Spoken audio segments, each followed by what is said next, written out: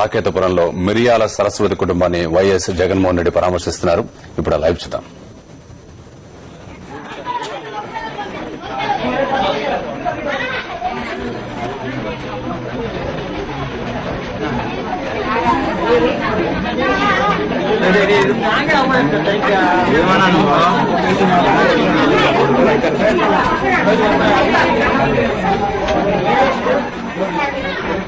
ఆగమ్మా నీకు వస్తాడు కదా ఇటే వస్తాడు.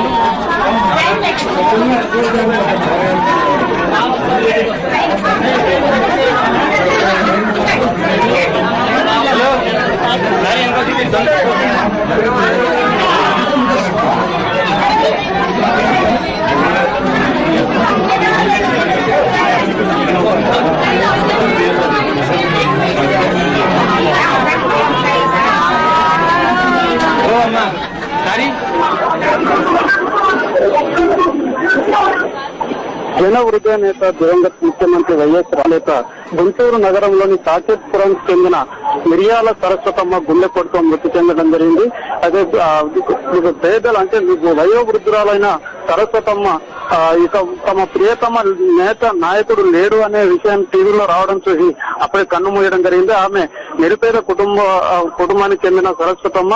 ఆమెకు ఏకైక కూతురు ఒకటే ఉన్నారు. నిరుపేద కుటుంబం కావడంతో ఆమెకు వైఎస్ రాజశేఖర రెడ్డి ప్రవేశపెట్టిన పథకాల ద్వారా అనేక రకాలుగా లబ్ధి పొందడం జరిగింది. అలాంటి మహానాయకుడు లేడా అనే విషయాన్ని టీవీలో వస్తున్న వార్తలు చూసి కన్నుమూయడంతో ఆ కుటుంబం చాలా నిరుపేద కుటుంబం కాడుతుంది, చాలా ఆందోళన చెందింది. అయితే ఆ కుటుంబానికి నేనున్నానంటూ వైఎస్ఆర్ తనయుడైనటువంటి వైఎస్ జగన్మోహన్ రెడ్డి ఈ రోజు అంటే గుంటూరు నగరంలో ఓదార్పు యాత్రలో భాగంగా 82వ రోజు నగరంలో పర్యటిస్తున్న జగన్మోహన్ రెడ్డి ఈ రోజు సాకేత్పురానికి చేరుకుని మిరియాల సరస్వతమ్మకు కుటుంబాన్ని ఓదార్చుకున్నారు. మనం చూస్తున్నాం ప్రత్యక్షంగా కుటుంబాన్ని ఓదార్చి నేనున్నాను మీకు అండగా అంటూ వారిని ఓదార్చడం జరిగింది. వారి కూతురున్న సుబ్బమ్మ అదేవిధంగా అల్లుడు సాంబశివరావును ఓదార్చి వారికి నేనున్నాను అంటూ మీకు ఏ ఆపద వచ్చినా మమ్మల్ని సంప్రదిస్తే మీ సమస్యలు కానీ ఏది కానీ మేము చూసుకోమని చెప్పారు.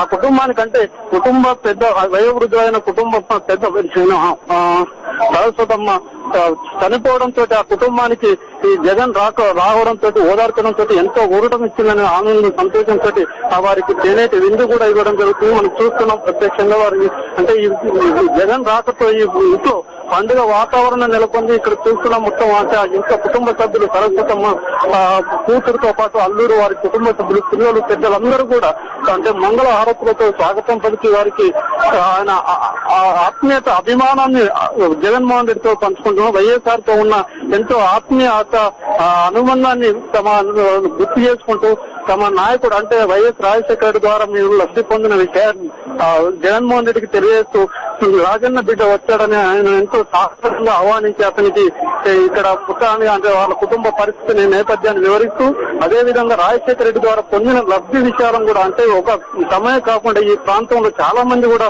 రాజశేఖర రెడ్డి ద్వారా లబ్ధి పొందామని చెప్పడం జరుగుతుంది. ఆ విషయాన్ని సావధానంగా విన్న జగన్మోహన్ రెడ్డి మీ కుటుంబానికి ఇలాంటి పేద ప్రజలకు అండగా నిలిచేందుకు నేను మళ్ళీ మీ ముందుకు వస్తున్నానని జగన్మోహన్ రెడ్డి అంటే ఇప్పుడు వైఎస్ రాజశేఖర రెడ్డి లేని లోటును మీ ద్వారా అంటే ప్రజల అండతోటి మీకు అండగా ఉంటూ వారి మీ సమస్యలు ఏ సమస్యలు ఉన్నా మళ్ళీ రాజన్న రాజ్యం స్థాపించే లక్ష్యంగా నేను ముందుకు సాగుతున్నానని వారికి ఓదార్చడం జరిగింది. ఆ విషయాన్ని మనం ప్రత్యక్షంగా చూడడం జరుగుతుంది. ఇక్కడ అందరూ కూడా పిల్లలు పెద్దలు కూడా అందరూ కూడా జగన్మోహన్ రెడ్డితో కరచాలం చేస్తూ అతనితోటి తన ఆత్మీయత అనుబంధాన్ని పంచుకోవడం జరుగుతుంది. మనం చూస్తున్నాం ఇక్కడ మొత్తానికి దాదాపు ఒక 15 నిమిషాల పాటుగా కుటుంబాన్ని ఓదార్స్తూ ఇక్కడే వారు అంటే జగన్మోహన్ రెడ్డిని ఇంట్లోనే అందరూ అక్కడిక్కడ సరస్వతం ఇంట్లోనే జగన్మోహన్ రెడ్డి చుట్టూ చేరి వారిని అంటే ఈ కుటుంబ సభ్యులు కాకుండా చుట్టుపక్కల ప్రాంతాల వారు కూడా పెద్ద ఎత్తున ఇక్కడికి చేరుకొని జగన్మోహన్ రెడ్డితో తన ఆత్మీయత అనుబంధాన్ని పంచుకోవడం జరుగుతుంది. అతనితో కరచాలం చేసి అదేవిధంగా అతనితో తమ అభిమాన నేత అయినటువంటి ఆత్మీయ బంధువైనటువంటి రాజశేఖర రెడ్డికి బిడ్డ మాకు దగ్గరకు వచ్చాడని తమ బిడ్డ లాంటి వాడని అతన్ని ఆశీర్వదించడం జరుగుతుంది. పెద్దలంతా కూడా చూస్తున్న మహిళలు మంగళహారతులతో స్వాగతించి అతనికి నోటిలో తిరుపతి రాఖీలు కట్టే ప్రయత్నాలు కూడా చేయడం జరుగుతుంది. అత్యధికంగా పిల్లలు ఆటోగ్రాఫ్లు తీసుకోవడం జరుగుతుంది. మొత్తానికి ఏంటంటే ఈ రోజు గుంటూరు నగరంలో 3 ఓదార్పు జరుగుతున్నాయి. ఇప్పటికే దగ్గరలోనే శ్రీనగర్ కాలనీలో కుటుంబాన్ని ఓదార్చడం జరిగింది. ఇప్పుడు ఇక్కడ సరస్వతమ్మ కుటుంబాన్ని ఓదార్చారు. అదేవిధంగా గోడెక్కలో మరో కుటుంబాన్ని కూడా ఓదార్చే అవకాశం ఉంది. అంటే ఒకే రోజు 3 కుటుంబాలను ఇక్కడ ఓదార్చుతున్నారు.